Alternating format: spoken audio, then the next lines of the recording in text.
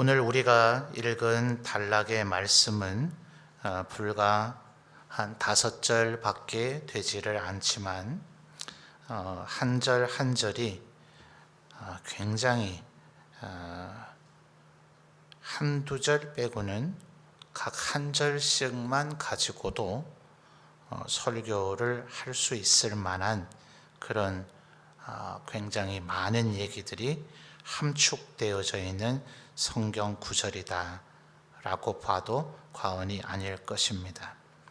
특별히 26절 말씀은 지난 시간에도 우리가 좀 살펴보긴 했습니다만 이 26절과 그리고 28절은 우리 성도님들의 입에서도 자주 좀 회자되어지는 그런 성경 구절들 중에 하나가 아닐까 그런 생각을 해보게 됩니다.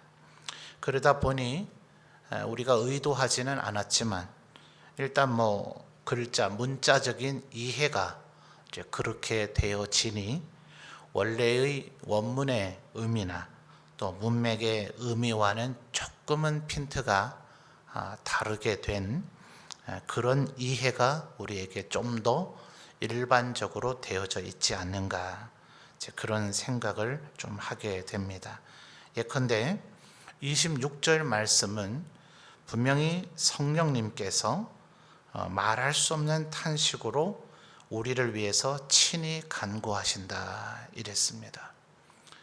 이것이 가스펠 찬양의 그 작사의 가사를 통해서 조금 더 그 핀트가 어긋나는 생각들을 우리에게 많이 심어주는 것 같아요.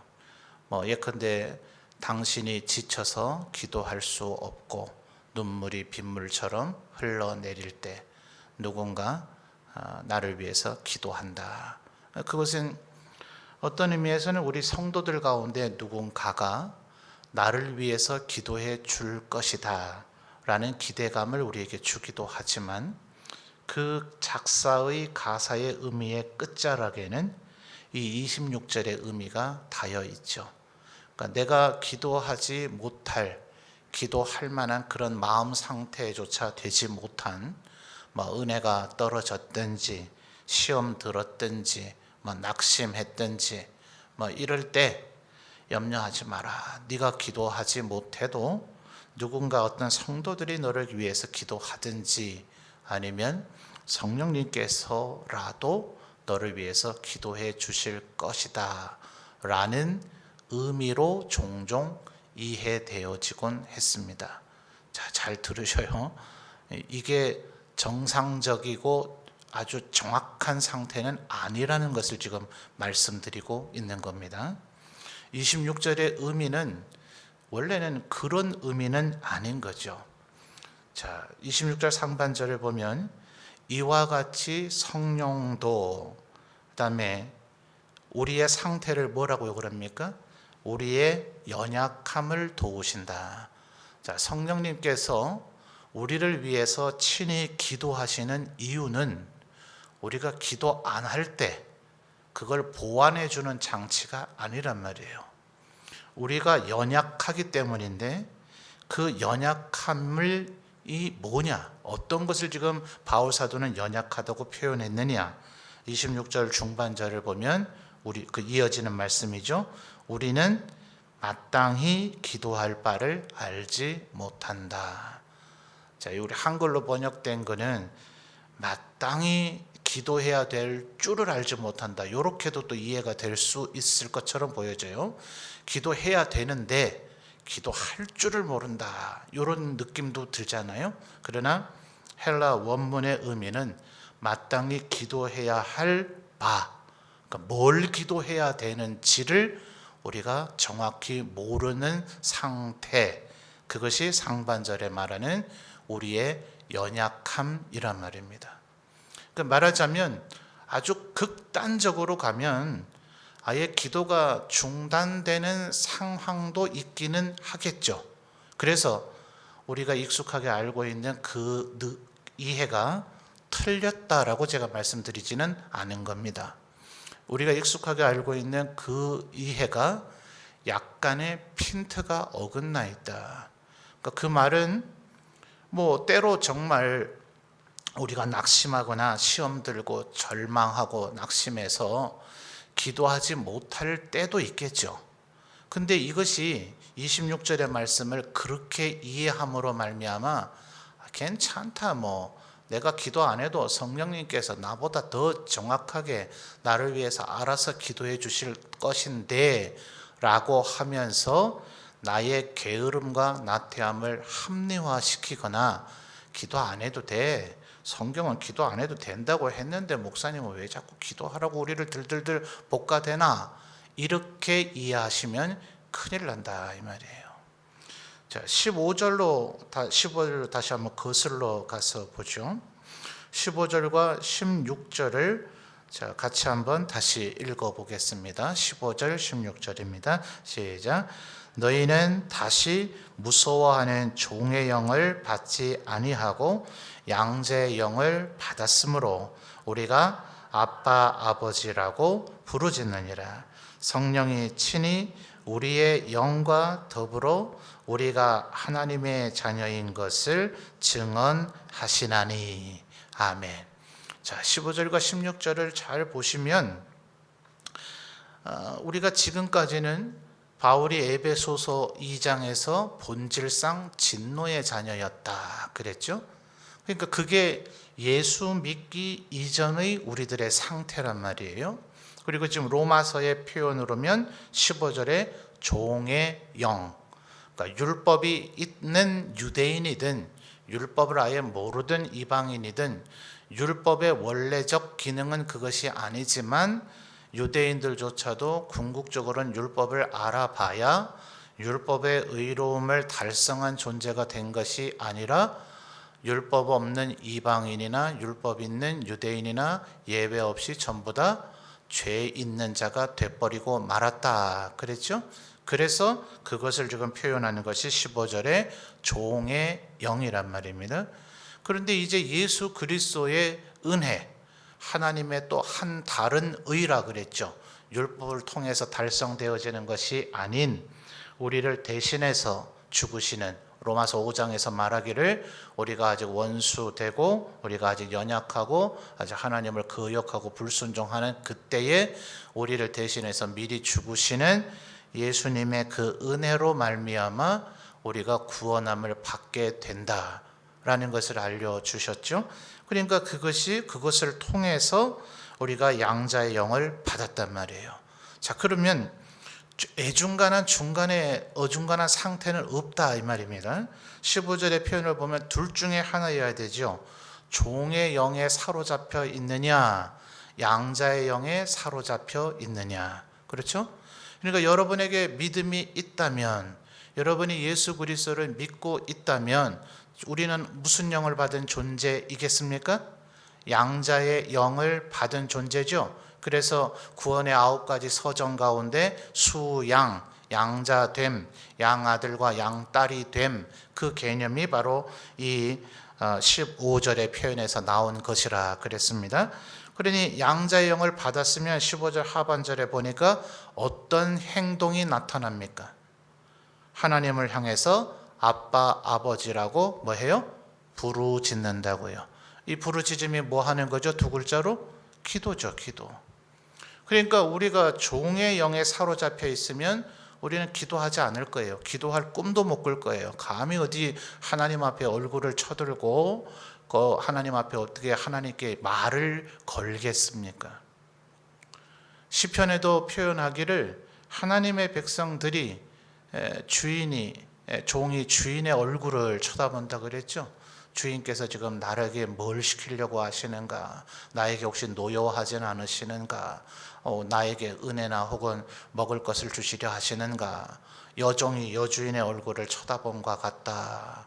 이게 종과 주인의 관계에서도 그럴진데 하나님께서는 이제는 그 종의 단계를 넘어선 우리를 자녀 삼으셨죠. 근데 반대로 만약 범죄한 자라면 그때는 이 하나님이라고 하시는 이 선하고 의로우신 주인, 그래서 우리가 주님이라고도 부르잖아요. 이 주인께서 우리를 바라보시는 그 인자한 눈빛이 아니란 말이에요. 죄악된 자와의 관계는 그 진노의 심판자이신 하나님이 우리를 바라본다면 큰일 나는 거죠. 그래서 그 얼굴을 피하고 싶어 하게 돼 있어요. 에덴 동산에 보니 아담이 그렇죠. 선악을 알게 한 나무의 열매를 따먹기 전에는 하나님과 에덴 동산을 함께 거닐었다 그랬는데, 하나님께서 나타나시자 그가 동산 나무 그늘 아래 숨었더라. 하나님께서 말 거시기도 전에, 하나님께서 네가 선악을 알게 하는 나무의 열매를 따먹었다는 걸 알고 있다라는 말씀을 하시기도 전에 숨어버리더라는 거예요. 그러니까 죄의 영, 종의 영에 사로잡혀 있는 사람은 15절의 논리대로 하면 하나님 앞에 아빠, 아버지든 만왕의 왕이시든 주인님이시든 주님이시든 하나님께 말 걸 기도할 엄두를 아예 내지를 못해요. 누가 기도할 수 있는 그 마음을 소유하게 되느냐? 양자의 영을 받은 하나님의 자녀들만이 감히 만왕의 왕이신 하나님 앞에 기도할 수 있게 된단 말입니다.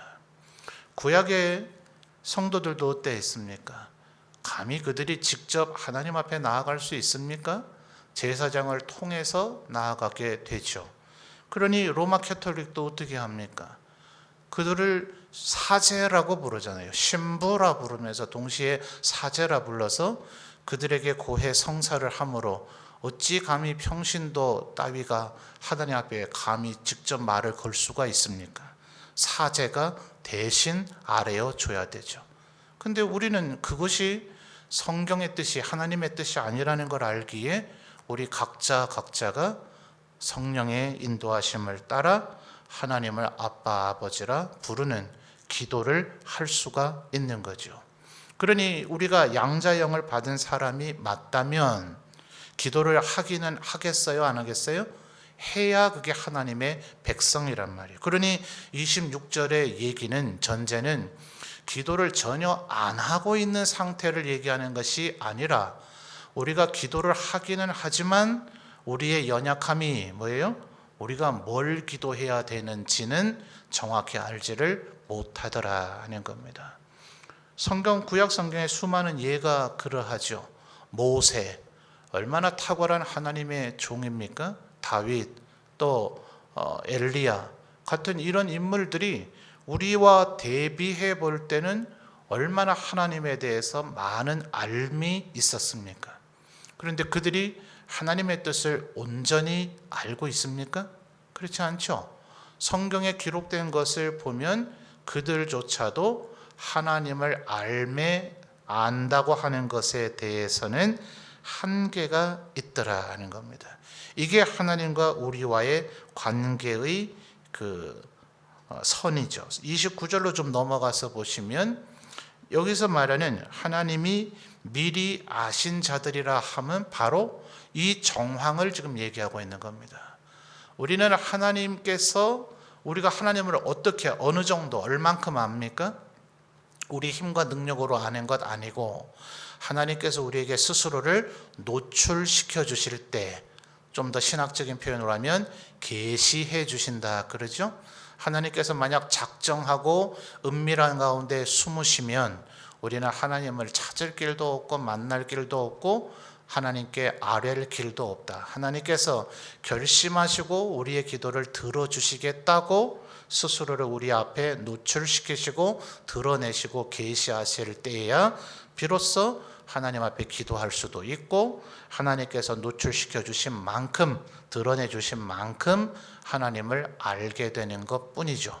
그러나 그것은 하나님의 실체, 하나님의 전체와 대비할 때는 극히 일부밖에 되질 않아요. 신학자들은 표현하기를 우리가 구원 얻는 데에는 충분하다. 우리가 아는 하나님을 안다 하는 그 하나님을 향한 알미 극히 일부밖에 되지 않으나 그만큼만 알아도 우리가 구원받는 데에는 문제가 없다. 그러나 그것은 하나님을 온전히 알고 있는 것은 아니다. 반면 29절에 하나님이 뭐라고요? 미리 아신 자들, 하나님께서 우리를 아심은 우리의 머리카락 하나까지도 헤아리신 바 되시다 라고 성경이 표현하는 것처럼 하나님께서는 우리의 모든 것을 다 알고 계신다. 자, 아까 15절을 살펴봤습니다만 16절을 다시 한번 보십시오. 16절을 보면 성령이 친히, 자, 여기까지만 보면 26절의 표현과 비슷해 보여요. 그런데 16절의 그 뒷부분을 놓치면 안 되죠. 성령이 친히 누구와 함께요? 우리의 영과 더불어 우리가 하나님의 자녀인 것을 증언하신다. 자, 하나님의 자녀됨이라 하는 것은 17절로 이어지는 상속의 권리를 갖고 있다. 상속자라고 하는 것과도 밀접한 관계가 있지만 15절에서 이미 진술된 양자로서 하나님 앞에 아빠 아버지라 부를 수 있는 자격 혹은 권리, 그것을 얻게 되었다는 것을 이야기하죠. 그러니까 말하자면 우리가 정말 찍소리도 안 하고 꿀먹은 벙어리처럼 하나님 앞에 아무 말도 하지 않으면 성령님께서 그래도 말씀해 주시기도 하시겠지만 말씀해 주셔야 할 어떤 정황이 이루어지지 않는 거예요. 우리의 마음속에 하나님을 나의 아버지라고 알려주시긴 하셨는데 정말 그런가? 정말 내가 하나님을 찾으면 하나님께서 응답해 주실까? 내게 대꾸를 해 주실까? 이런 두려운 마음으로 하나님을 불러도 될까? 이래서 하나님을 부르면 16절에 성령님께서 우리 옆에서 뭐라 그러신다는 거예요? 하나님, 성부 하나님, 지금 하나님의 자녀된 아무개가 하나님을 부르고 있습니다 라고 우리가 하나님의 자녀임을, 하나님 앞에 마땅히 기도할 수 있는 영광과 자격이 있음을 하나님께서 대꾸해 주시고 반응해 주셔야 됨을 증언해 주신다는 거예요. 그러니 16절의 얘기도 뭐가 먼저 선행이 되어져야 됩니까?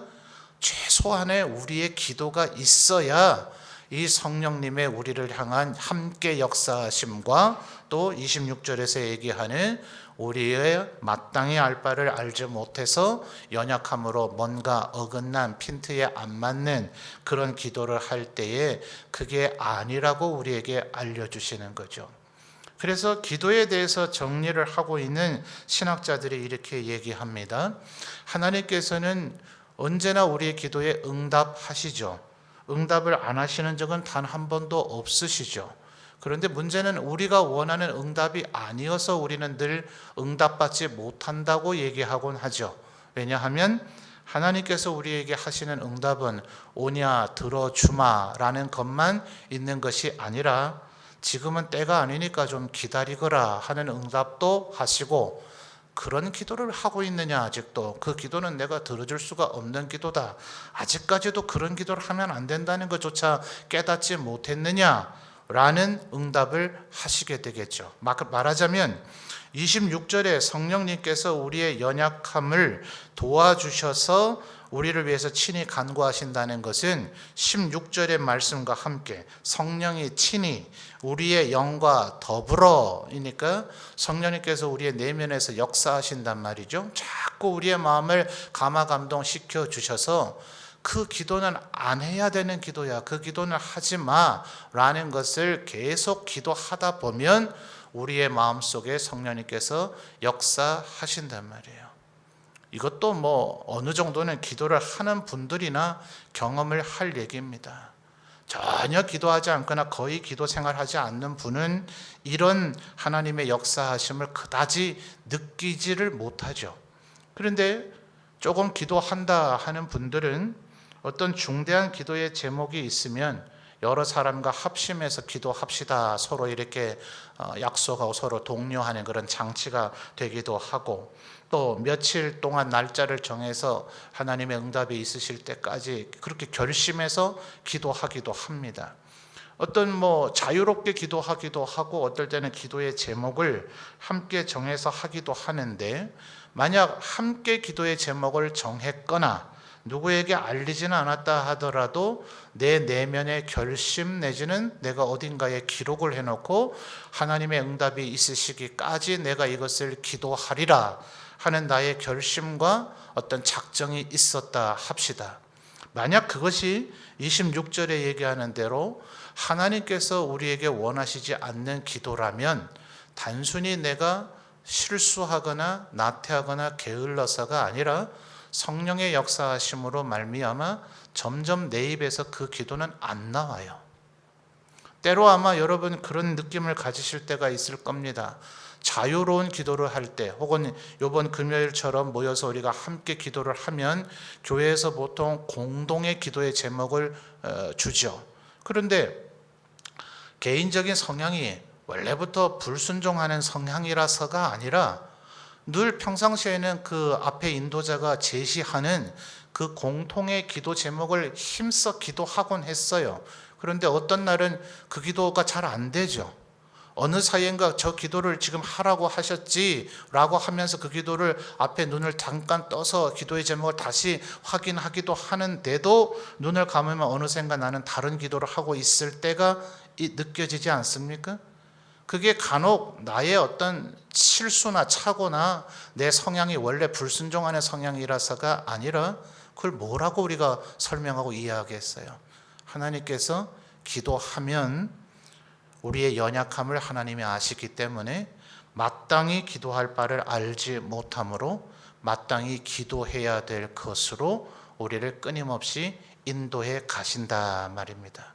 물론 아까 처음에 서론에서 얘기했듯이 우리들이 낙심하고 시험이 들어서 거의 기도하지 못하는 것과 같은 상황이 되었을 때, 자, 오늘 이 8장의 스토리의 전체는 뭐냐 하면요, 결국 율법을 지키려고 할 필요가 없다는 거예요. 거기에 매이지 말라는 거예요. 그러니까 이게 유대인들에게 이해가 잘 안 되죠. 유대인뿐만 아니라 이방인들, 로마인들에게도 이해가 안 되죠. 아둔한 사람 말고 조금 머리 깨나 돌아간다는 사람들은요, 기독교가 너무 쉬워서 못 믿겠대요. 차라리 이슬람처럼 철저하게 코란을 지키라고 안 지키면 내부에서도 가혹한 체벌을 가하고 뭐 이러면 이러면 천국 가는가 보다 싶어서 하겠고, 불가처럼 아주 뭐 철저하게 108배를 하든지 천일기도를 하든지 뭐 이런 게 막 의무가 되면 하겠는데, 교회는 오니까 하나님께서 다 해주신대요. 이러니까 뭔가 가짜 같아서 못 믿겠대요. 그렇게 말하는 조금 식자들, 나름 똑똑하다 하는 사람들의 반응들을 제가 과거에 많이 겪어봅니다. 그들에게 뭔가를 좀 내가 해내는 나의 역할이 있어야 내가 좀 구원받을 길인 것 같고, 하나님 앞에 내가 뭔가 달성을 해내는 것 같고 이런데, 하나님께서 우리를 이미 예정도 하셨다 그러죠. 우리에게 믿음도 선물로 주신다 그러죠. 하나님께서 우리의 심령에 끊임없이 역사하셔서 우리를 견인해 가신다 그러죠. 그러니까 그럼 그게 무슨 구원이냐 이러면서 안 믿는 이들이 오히려 있더라는 거예요. 지금 이 8장에서 바울 사도가 우리에게 강조하고자 하는 것은 그런 세부적인 디테일한 부분을 얘기하려고 한다기보다는 26절도 바로 구원의 영역 속에서 얘기를 하고 있는 겁니다. 내가 지금 하나님의 자녀 됐다는 게 믿어져요? 하나님께서 내 내면에서 역사하셔서 나로 하여금 하나님의 뜻에 순종하는 자가 되도록 하신다. 자, 30절로 넘어가 봅시다. 또 미리 정하신 그들을 또한 부르시고 부르신 그들을 또한 의롭다 하시고 의롭다 하신 그들을 또한 영화롭게 하셨다. 우리가 저하고 여러 차례 공부했던 이 개혁주의 칼빈주의의 구원의 서정 9단계들의 다수가 지금 이 두세 절에 다 나오고 있는 거예요. 29절에 하나님이 미리 아신 자, 이미 우리 충분히 얘기했습니다만 예지라고 보통 우리 신학적으로 표현하죠.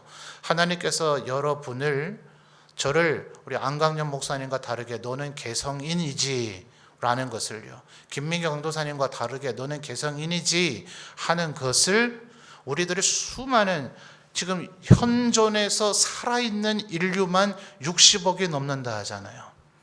그냥 수많은 원 오브 댐이 아니라는 거죠. 많은 무리들 가운데 그냥 하나, 그 중에 있는 대충 여기 그냥 1000명 이렇게 집합적으로 떼거지로 묶어서 1000명 차출해서 구원 이렇게 하지 않으시고, 우리 각 사람 한 사람 한 사람을 창조하시기 전부터 미리 아셨다는 말입니다. 우리의 존재를 다른 이들과 구별되어지는 나라고 하는 존재를 하나님은 알고 계시다는 거예요. 이게 얼마나 감격이 되고 은혜가 되는 겁니까? 요거를 오해를 해서 오늘 2021년 2월 10일 명절을 지금 목전에 앞두고 우리가 이 저녁에 예배를 참석할지 말지를 하나님이 아셨다는 그런 의미가 아니란 말이에요.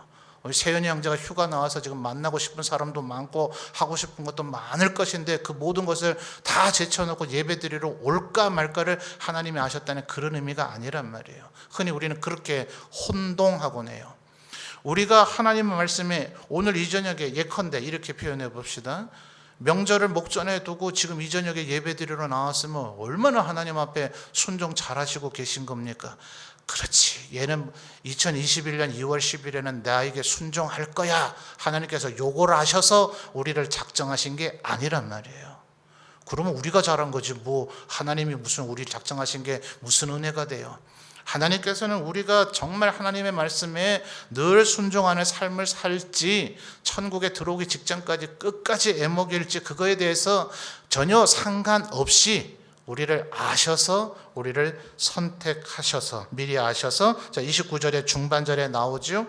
하나님이 미리 아신 자들 예지입니다. 또한 그 아들의 형상을 본받게 하기 위하여 그 다음 뭐예요? 미리 정하셨으니, 이게 예정이죠. 그래서 30절에 미리 정하신 그들, 이미 29절 중반절에 나왔고요. 또한 부르시고, 소명이죠. 그들을 또한 의롭다 하시고, 칭의입니다. 의롭다 하신 그들을 영화롭게 하셨는데, 영화롭게 하셨으니 종국에는 영화의 단계입니다만 칭의하신 우리를 영화롭도록 만드시는 그 과정 자체가 비록 30절 안에 견인이라고 하는 단어는 없으나 그 과정 자체가 견인이죠.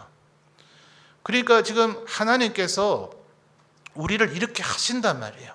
내가 지금 어느 날 하나님이 나에게 믿음을 주셨다는 것이 내가 인지가 되어져서 하나님을 믿게 되고 알게 되고 그분 앞에 이제 아빠 아버지라 불러도 되는구나, 그분이 실상 존재하시는 그런 정도 차원이 아니라 나의 아버지셨구나, 내 모든 기도를 다 들어주시는구나, 나를 하나님의 자녀가 되는 권세를 주셨구나, 이 모든 것들을 내가 하나님의 말씀을 통해서 안다 할지라도 여전히 나는 어때요? 요거 좀 몇 마디 주워 들었다 해서 내가 그렇게 거룩한 성화되고 영화로운 존재가 돼 있습니까? 안 돼 있죠. 그러니까 막 걱정이 되고 염려가 되잖아요. 내가 뭐라도 좀 해드려야 되지 않을까, 율법을 좀 더 준수해야 되지 않을까, 이런 생각이 드는 그런 모든 일련의 생각들, 지금 다 설명할 수 없어요. 그 모든 일련의 우리의 구원의 이 길을 걸어가는 속에서 벌어지는 모든 그런 상황들을 26절에 우리의 연약함이다라고 표현하고 있다는 거예요.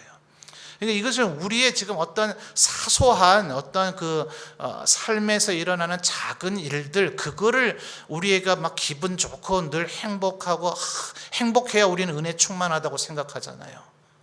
이 얼마나 아직까지도 어린 아이와 같은 믿음입니까? 고난 속에서도 은혜를 누리는, 은혜 받고 있다고 여기시는 여러분 되시기를 바라요. 시련의 가운데에서도 사망의 음침한 골짜기를 걸어가고 있을 때에도 은혜를 느끼실 수 있는 여러분이 되셨으면 좋겠습니다. 근데 우리는 흔히 우리가 행복하다는 그 감정의 느낌, 기쁨 혹은 희락이라고 하는 그 감정의 느낌과 은혜를 자꾸 연결하고자 해요. 그래야 지금 은혜 받고 있다고 여기거든요. 그러니까 그렇지 않은 상황에서는 지금 하나님이 나를 인도하고 계신 것이 맞는가, 이런 생각을 자꾸 가지죠. 그것이 26절에 얘기하는 연약함의 또 다른 하나입니다. 그때마다 성령님께서 우리의 내면 속에서 너는 여전히 하나님의 인도하심 가운데 있다, 미리 너를 아시고 너를 미리 정하셨고 그래서 너를 부르셨기 때문에 끝까지 너를 인도해 가실 것이다 라는 것을 자꾸 우리의 마음속에 깨닫게 하셔서 하나님 앞에 하나님의 나를 향한 인도하심을 감사히 여기게 되는 기도를 하도록 만드신다 하는 거예요. 28절도 마찬가지입니다.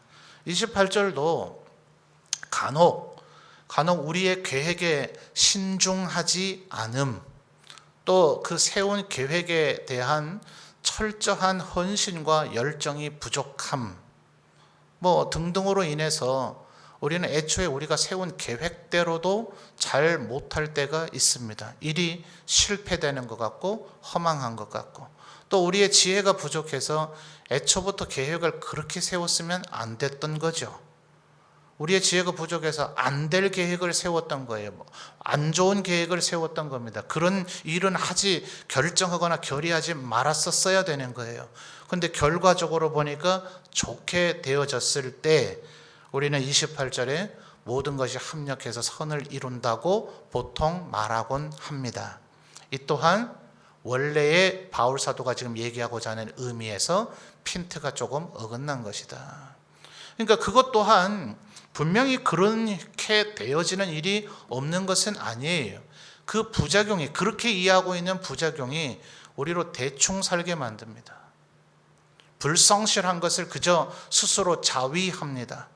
하나님 앞에 충성되고 절제해야 되는데 그렇지 않은 것을 하나님께서 알아서 다 합력해서 선을 이루어 주실 텐데 그죠? 그러면 내가 70% 80% 열심히 해가지고 하나님이 1, 20% 도와줘서 무슨 일이 성사되어지고 성공되어지는 것보다 내가 30% 40% 영 엉터리로 했는데 하나님께서 60% 70% 역사해 주셔서 그 일이 성사되어지고 성공되어지면 후자가 하나님의 역사하심이 더 많이 드러날 거 아니에요? 그런 식으로 사고하고 살면 안 된다고 바울 사도가 이미 로마서 앞부분에서 얘기했죠.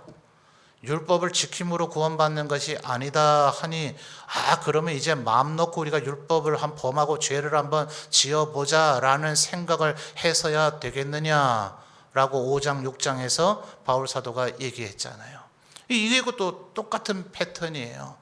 우리의 어리석음이나 혹은 우리의 불성실함으로 인해서 하나님께서 알아서 사태 수습을 해 주실 것이다 라는 그런 믿음을 가지고 살라는 것이 아니라 바로 29절 30절의 이 전제를 지금 바울 사도는 강조하기 위해서 이 얘기를 하고 있는 겁니다. 우리의 구원되어짐이 얼마나 미약해 보입니까? 정말 내가 구원받는 것이 맞을까라는 본질적인 나 자신에 대한 심사숙고를 해보면 그런 생각 들지 않습니까? 예수 믿은 지 20년 30년 됐는데 여전히 내 수준이 이러하다. 나는 여전히 이런 죄를 해결하지 못하고 있다. 나 하나님 앞에 떳떳하지 못하다. 정말 내가 구원받은 자가 맞는가? 이런 생각이 들 때 하나님께서 29절 30절을 떠올리게 하신단 말이죠. 또 실제로 이렇게 이루어 가신단 말이죠.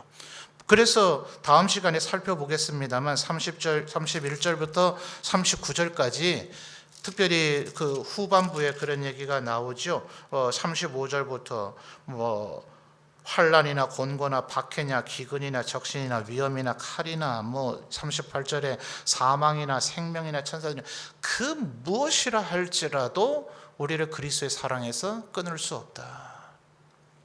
이게 바로 합력해서 선을 이루신다는 말씀을 바울 사도가 지금 말하는 것의 그 의미의 중심입니다. 우리를 그 어떤 상황 가운데서도 구원해 가신다. 너의 지금 한순간에 너의 지금 상태 혹은 네가 하고 있는 일 그거에 희비가 자꾸 엇갈리지 마라. 하나님께서는 우리로 하여금 점점 우리를 성화되게 하시죠.